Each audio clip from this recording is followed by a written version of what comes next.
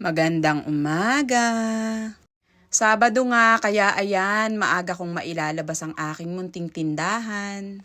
Plano ko nga kahapon ay mas maaga pa akong gigising, sabi ko ay yung medyo madilim-dilim pa, char. Marami rin kasing mga dumadaan dito sa madaling araw, siguro yun yung mga night shift dyan sa Lima. Kasi nga maraming mga nakatira dito na nagtatrabaho dyan sa Lima at may mga panggabi dyan. Kaya nga minsan ay naiisip ko magbukas kaya ako ng maaga. Yung medyo madilim-dilim pa. Kaya lang minsan mahirap talagang bumangon kaya ang hirap manindigan ng mga pinaplano.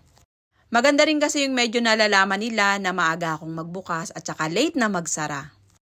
Kasi kapag napapansin at nakikita nila yan tuwing umaga, malalaman nila yan at sasabihin nila maagang magbukas si ate doon ako bibiling kape, o diba? Inilipat ko rin yung aking sampayan dito sa may kabilang gilid para naman hindi matabunan ng aking maliit na tindahan. Kasi nandito siya sa may harapan ng aming bahay. Sabi ko dito na lang siya sa may bandang likod at matutuyo rin naman yan dyan. Gising na rin ang aking inday at ang aking ate Kina ay syempre tulog pa at hinahayaan ko muna. Bumabawi siya kapag walang pasok. Pero itong aking si Inday Sara talaga kabuntot ko to. Pagtayo ko talaga nakasunod na siya, hindi ko ba alam. Kahit gusto ko pa siyang matulog at nang walang makulit, talagang nagigising siya. Kaya ayan, nagwalis-walis na lang muna ako. Wala namang kalat, kaya lang mabuhangin. Kaya ayan, kinuha-kuha ko muna ng kaunti. Siyempre sa umaga yan talaga ang naiisip nating gawin. Naalala ko pa nga nung maliliit kami, pagwawalis yata ang una kong natutunan. Abay, sa dami ba naman puno sa iyong paligid pag hindi ka nagwalis? Mapapalo ka talaga ng nanay mo. Sa umaga pa nga lang ay naririnig ko na ang nanay ko ay bumangon na at magwalis sa paligid. O, sinong nakaka-relate dyan? Ganun talaga ang lagi nating maririnig sa nanay natin. Kaya ang alam ko talaga ang una kong natutunan nun ay pagwawalis. Kaya naman nung lumalaki na ako, abay, eksperto na ako sa pagwawalis.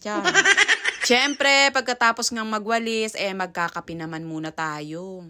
Napakaganda nga ng sikat ng araw ngayon, kaya sabi ko dito ako magkakape sa labas.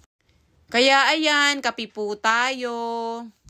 Ayan nga at napakaganda ng sikat ng araw. Napakalinis nga ng langit at talaga namang matinding sikat ng araw na naman mamaya. Pero ang kagandahan nga dito, kahit sobrang tindi ng araw, napakalakas ng hangin. Kaya nga sabi ko, itong aking sulok ng bakuran na ito ay hindi ko talaga lalagyan ng kahit ano.